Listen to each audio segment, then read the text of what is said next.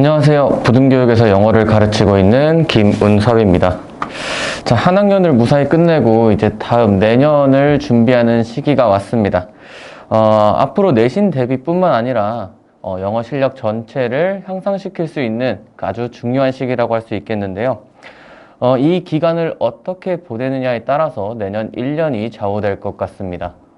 저희 보등교육이 준비한 중등 윈터 수업을 설명드리겠습니다. 지금 이 설명회를 듣는 학생들 중에서도 어떤 학생들은 해외에서 살다 왔을 수도 있고요. 그 다음에 어떤 학생들은 영어를 접하는 게 처음일 수도 있습니다. 그렇다면 누군가에게 쉬운 수업이 될 수도 있을 거고요. 누군가에겐 어려운 수업이 될 수도 있을 겁니다.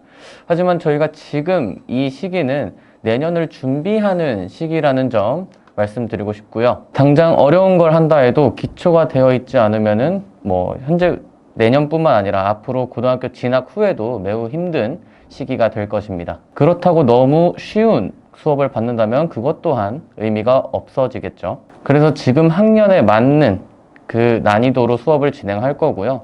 개인 격차에 따라서 숙제나 단어가 바뀔 예정입니다. 교재는 문법을 싹, 독해를 싹 이 시리즈를 사용하는데 각 학년에 맞춰서 중1은 레벨 1, 중2 레벨 2, 중3은 레벨 3를 준비해 주시면 되겠습니다.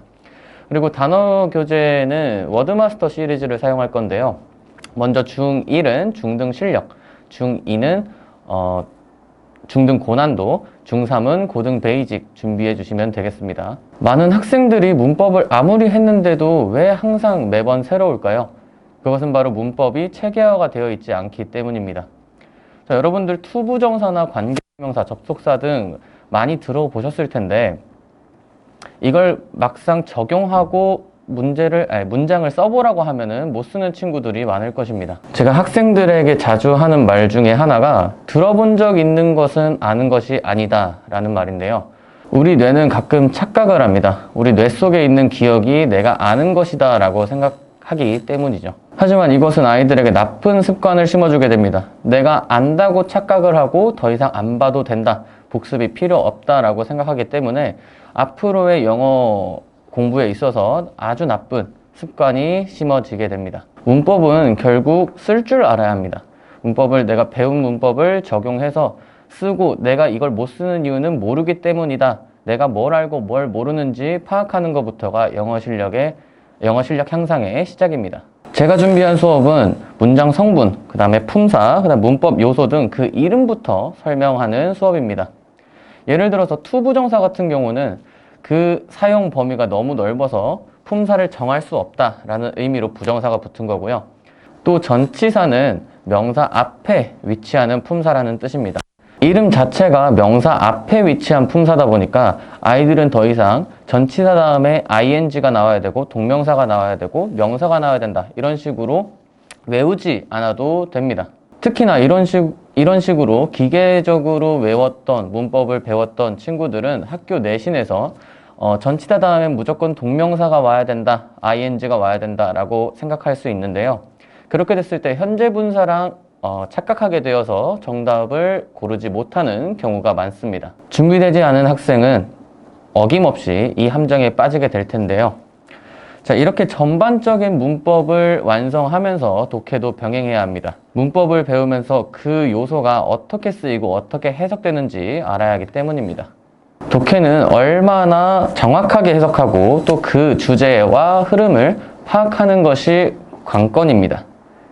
이때 전제는 반드시 어휘력이 뒷받침되어야 하고요. 많은 학생들이 자기가 아는 단어만을 가지고 자기만의 스토리를 만들어서 문제를 풀고 거기에 틀리는 경우가 굉장히 많습니다. 독해는 단어를 가지고 문법에 맞게 형성하고 그 문장과 문장들이 모여서 문단을 형성하는 이 흐름이 존재하는데요. 그 흐름을 파악하기 위해서는 먼저 주어와 동사를 파악하는 것이 관건입니다. 이번 윈터 수업에 있어서는 독해 수업 때 즉독직해가 원칙입니다.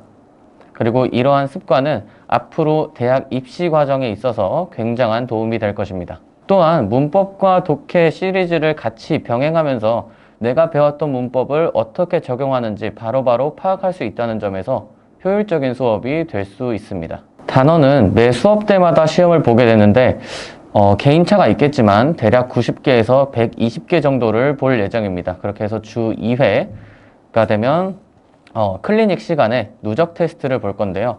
예를 들어서 90개를 외웠던 친구들은 첫 번째 수업 때 90개 외우고 두 번째 수업 때 180개가 되잖아요. 그리고 그 180개를 클리닉 조교 선생님과 함께 누적 복습 테스트를 볼 것입니다. 그렇게 해서 여러분들의 복습을 도와줄 거고요. 클리닉은 수업 주 2회 그 외로 저희가 조교 선생님들을 모시고 와서 준비한 시간인데 이때는 단어 누적 복습 테스트 뿐만 아니라 숙제로 나갔던 그 문제들을 채점하고 그 다음에 오답을 해서 또 틀린 문제만을 수업 시간에 같이 오답 분석을 할 수 있게끔 효율적인 수업 진행을 위해서 저희가 마련한 시간입니다. 그래서 반드시 꼭 참석을 하셔야 되고요. 클리닉은 수, 토, 일 이렇게 준비가 되어 있는데 그 시간은 담당 선생님과 함께 정해서 진행하면 될 것 같습니다. 또한 저희가 준비한 수업 시간은요, 중1 화목 4시 반부터 6시까지 진행되고 클리닉은 토요일입니다. 그 다음에 중2 수요일 토요일 4시부터 6시 그리고 클리닉은 일요일이고요. 그 다음에 중3은 과천중과 문헌중으로 나눠져 있습니다.